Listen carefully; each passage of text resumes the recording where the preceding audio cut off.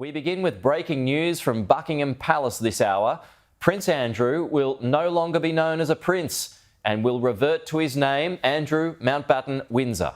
He'll also move out of Royal Lodge and into private accommodation under new instructions from his brother, the King. Prince Andrew, the Queen's favourite son, a man born into privilege, ceremony and expectation. For decades, he embodied the image of a British prince who would serve the crown with loyalty and dignity. But behind the polished photographs and military uniforms, a different story was forming. A story that would rise quietly, then erupt publicly. A story connecting Andrew Mountbatten Windsor to one of the most notorious criminals of the modern era, and ultimately dismantling his life piece by piece. This is the full timeline of how a royal who once stood near the centre of the monarchy ended up stripped of his titles, removed from public life, and facing consequences that continue to unfold today. This is how he lost everything. The scandal began far from London, in court documents filed in the United States.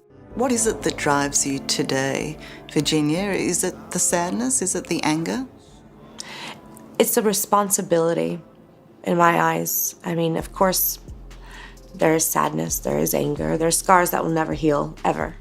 A young woman alleged that Jeffrey Epstein had trafficked her as a teenager and forced her into encounters with powerful men. Among the names she claimed was Prince Andrew. At first, the allegations seemed distant, almost unreal. But the shockwaves reached the palace quickly and demanded an immediate response. Statements were issued. Denials were firm. Andrew insisted any suggestion of impropriety was untrue. The claims, officials said, were made in a long-standing case that had nothing to do with him. Behind the scenes, senior advisors pressed Andrew for clarity. They sought private assurances. They needed certainty before going public. The palace believed the matter would pass, but it didn't. Despite Epstein's guilty plea years earlier, Andrew had remained associated with him. The friendship raised uneasy questions. Why maintain contact? They kicked somebody out of the royal family?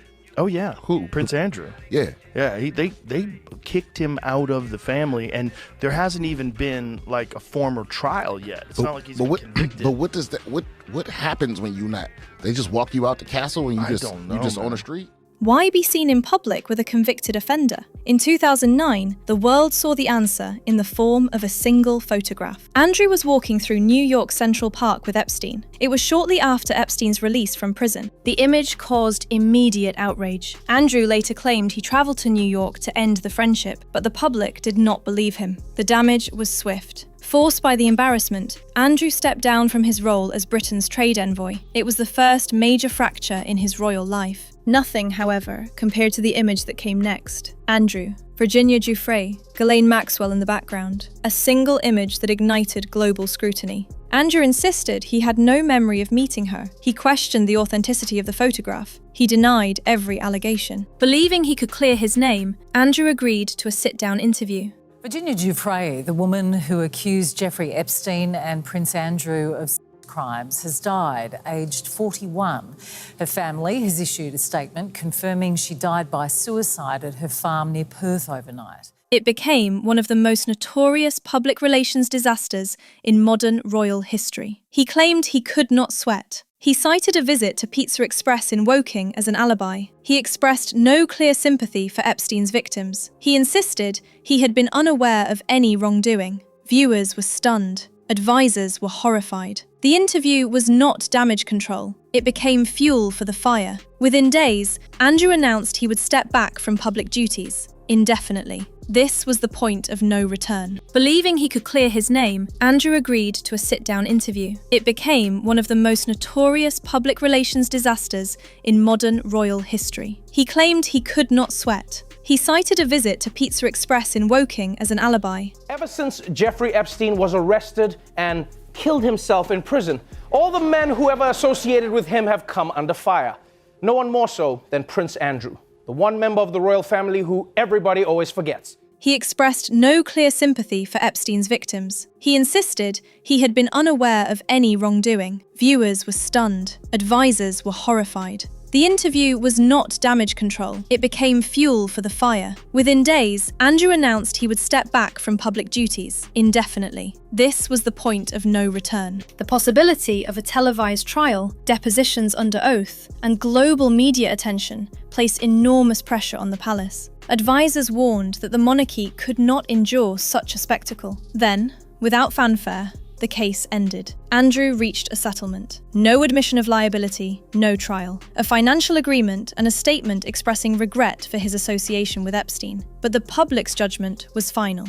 We know that Prince Andrew had a relationship of some sort with Virginia Roberts. She is the woman that Prince Andrew's got his arm around in this photo, dated 2001. At this point, she's 17. She subsequently alleged that Prince Andrew had sex with her 3 times. The damage was permanent. For decades, Andrew had enjoyed the reputation of being his mother's favourite, but even the Queen could not protect him from the consequences entirely. In an unprecedented move, she removed Andrew's military titles, patronages, and the use of His Royal Highness in any official capacity. It was a decisive act intended to preserve the integrity of the monarchy. Andrew became a private citizen overnight, a former prince in every sense but blood. And when the Queen passed away, responsibility for Andrew's future fell to King Charles. The new king faced a difficult task. He inherited a brother whose scandal had already shaken the monarchy. But Charles was decisive. He refused to give Andrew any public role. He refused to restore patronages. He refused to allow Andrew near the front line of royal life.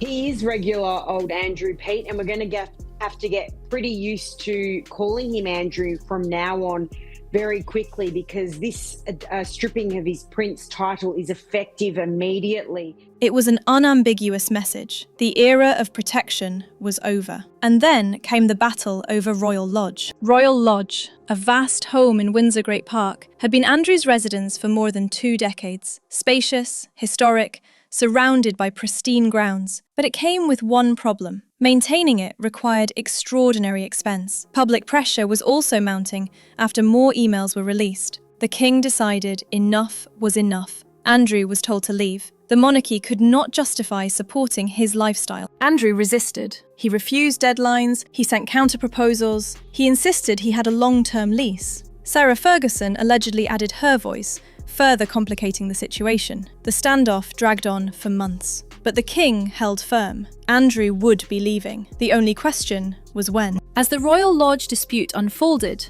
a wave of new reporting reignited scrutiny of Andrew's past conduct. I think he's out in a house, like way out in the country. Like, you stay here.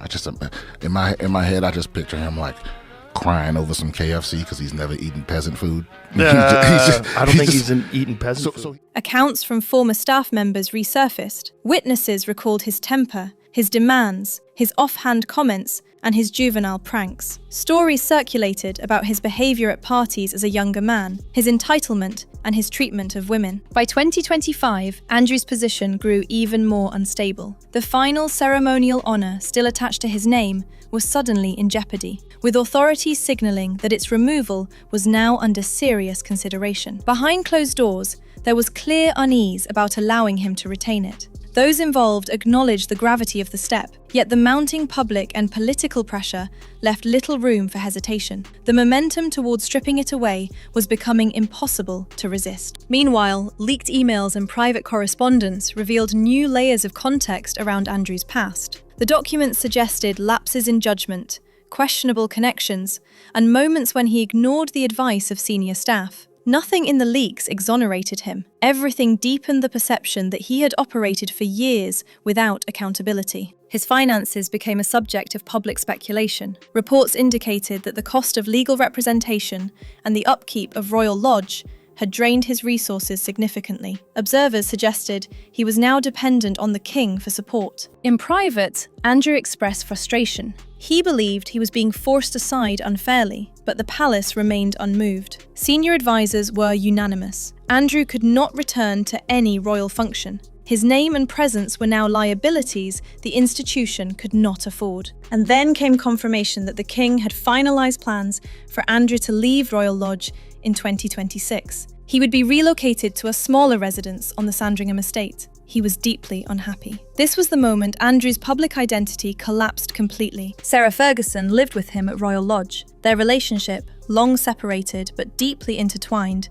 baffled many. Theories circulated. Some believed they protected each other. Others suggested they relied on each other financially. Together, they formed a unit that the palace found difficult to manage. But the king's patience had limits. The directive was clear. Andrew would move. Sarah would need to make her own arrangements. His public life is over. His royal life has ended. And the consequences of his choices continue to unfold. This is the complete timeline of how Andrew Mountbatten Windsor lost everything. A fall that began quietly, then accelerated into one of the most dramatic collapses in modern royal history. If you want the next chapter as it develops, subscribe and turn on notifications. And let me know your thoughts in the comments. I read every single one. Thank you for watching.